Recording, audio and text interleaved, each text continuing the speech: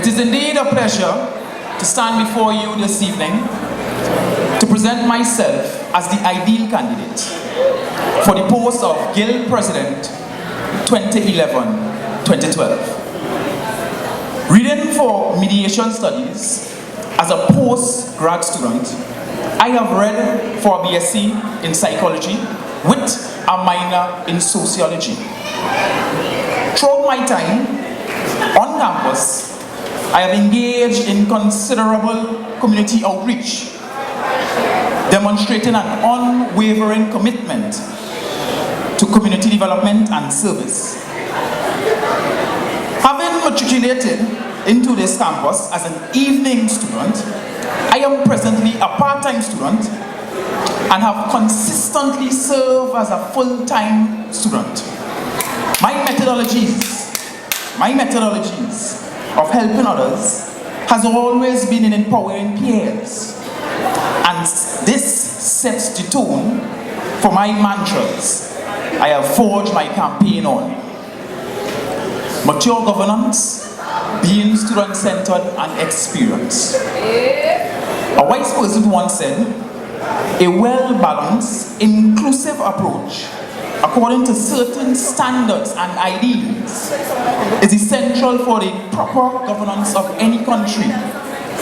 This can present itself as an applicable tool as to how to interpret and how to understand how we can effectively manage our affairs on campus. Throughout my tenure, I have always taken a student-centered approach and provide a listening ear, my good friends, because an effective leader must be an effective listener. Additionally, my tenure has allowed me to understand the bureaucratic administrative machine that exists. My outright resistance to poor governance on the part of administration has given me a renewed appreciation to what real student representation is. And although I have found myself at odds with administration at times, I have been able to foster a strong, professional relationship which is beneficial to the student community. I spoke about experience. I have 10 years experience and I've worked in several areas of business, commerce, education, and presently in the Ministry of National Security. Of course, I've often found myself being asked the question, do you think you can effectively serve the student community? And my answer is quite simple, yes. What have I done in my tenure serving the students? 1, introduction of the Evening University office to serve over 3,000 part-time and evening students on this campus, who for the first time in years have been able to say, I am represented. The introduction of the transport service from Port of Spain to the St. Augustine campus on evenings, assisting students to get to the campus hassle-free. Why stand at City Gate and fight with everyone to get a taxi when the Guild of Students needs to reach out to the students who have been hurt, who have been feeling ostracized since the inception of the Evening University in 2004. I fought and have been able to achieve improve academic facilities, better tutorial arrangements, and scheduling of classes. I represented the Guild in official conferences and meetings, fought and achieved for the student body, along with the Guild Council 2010-2011, the release of grades at the end of the protest by staff during exams in semester 1. Hold right there. You have come here tonight to find out who you want to vote for president. Will it be me or one of my esteemed colleagues?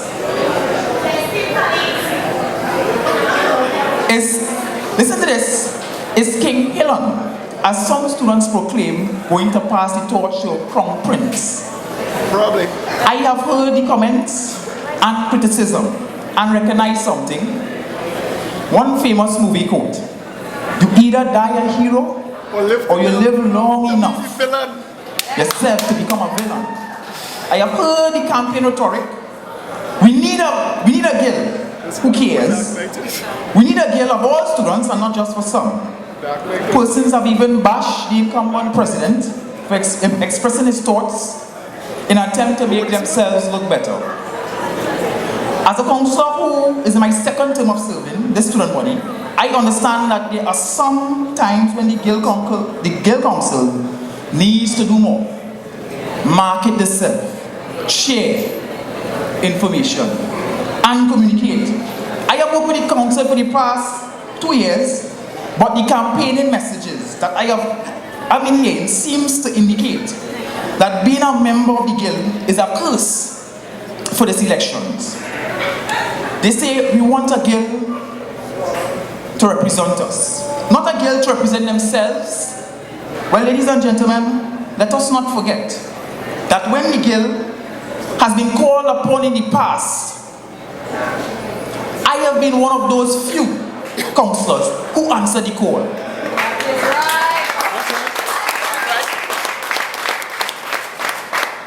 When the lecturers decided to hold back exam grades affecting the living and well-being of the students, especially the non-national students who had to acquire large loans to study here, I was one of the few who came out and led the protests. That is right. Months later, the lecturers were at it again. And this time the lecturers were not attending lectures and threatening not to release exam papers.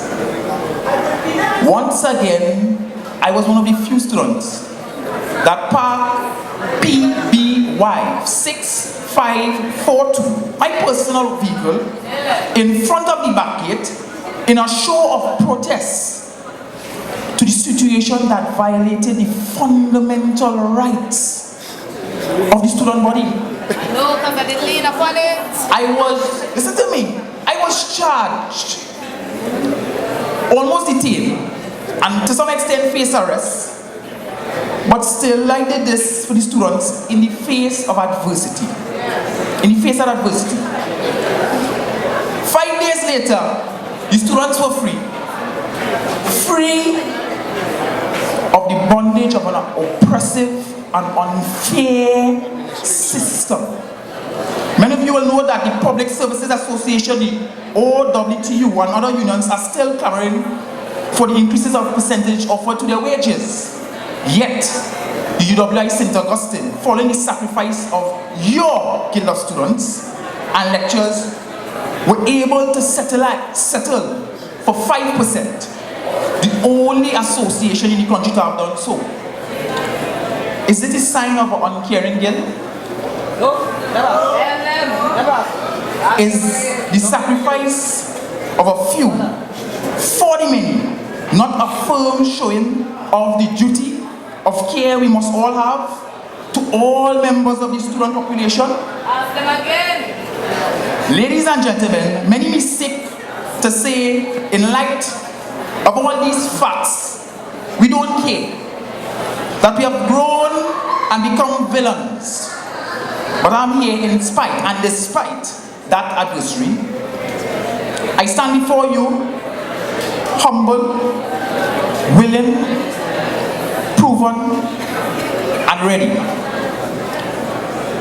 I have nothing more to offer but my track record of success and service, my experience, my ability to listen, my progressiveness, and a truly genuine heart. My plans are practical, they are possible, and they reflect a duty of care unprecedented in student governance. My plans are to expand the transport service to Shogunas and Arima. It's already started. Bring more affordable food options on campus. Just remember, we have students studying nutrition and dietetics as a science team. Let's leave that right there. Emphasize the focus of Guild efforts to modernize infrastructure development. Understand that this is not the only space. There are other locations of the campus. Seek sound academic, cultural, and social reform. Develop all hall residents. And please don't forget, we have to integrate all off-campus students into the activities of the guild, because guess what? They too feel ostracized. Develop community outreach programs, practice sound financial accountability, professionalism, transparency, and strengthen shuttle service with specifically targeted Gordon Street and the medical sciences faculty. Ladies and gentlemen, I will be willing to sit in process for weeks if I have to ensure that students have a safe place to effectively study in the night for exam. I'm already in discussions concerning that. For too long within the faculties of humanities and education, they have felt as though they're the bastard child of an uncaring father. I am here to claim your child support. Guess what? I am ready, willing, and able. And if you know me, you would have heard it before. Student service. My conviction, my doctrine, my philosophy. Thank you.